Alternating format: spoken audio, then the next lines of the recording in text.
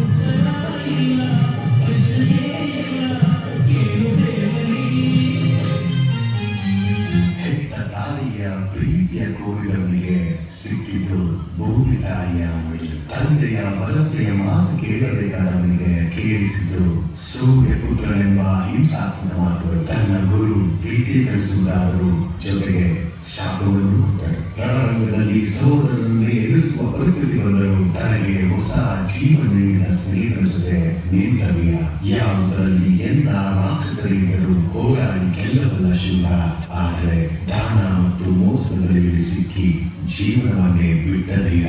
ಸಾವನ್ನು ತನ್ನ ಬಗ್ಗೆ ಯೋಚಿಸದೆ ತನ್ನವರ ಬಗ್ಗೆ ಯೋಚಿಸಿದ ಕರ್ಣನಿಗೆ ಹೆಸರಾದ ಸೂರ್ಯ ಪುತ್ರ ಕರ್ಣ.